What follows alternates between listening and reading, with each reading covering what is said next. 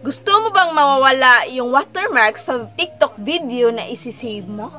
From this to this. So, bibigyan kita ng paraan kung paano mag-save ng TikTok na walang watermark.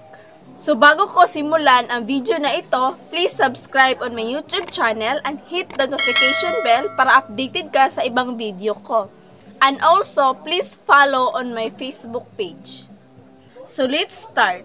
So, ngayon is punta tayo sa TikTok application at i-open ito. Tapos, na na-open mo, i-skip mo yung ad. So, punta tayo sa TikTok profile mo o anong video na gusto mong i-save. So, pinili ko ang sariling video ko para gawing sample sa pag-save ng video nito. Pagpunta mo sa sariling video mo, is pinutin yung 3 dot sa baba. At pagkapindot mo dito, is i-copy link mo. So, na-link copy na siya. So, punta ka sa Google application at i-search mo yung Snaptik.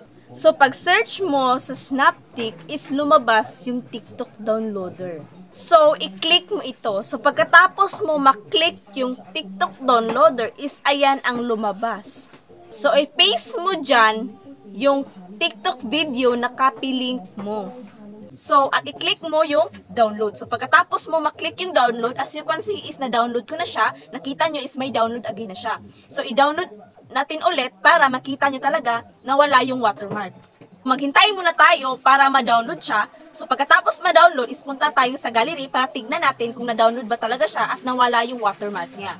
So, pagpunta natin sa gallery at i-click ito, so ayan, nakita na natin yung walang watermark na video ko.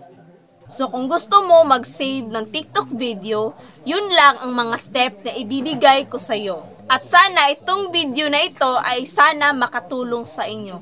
Thank you for watching!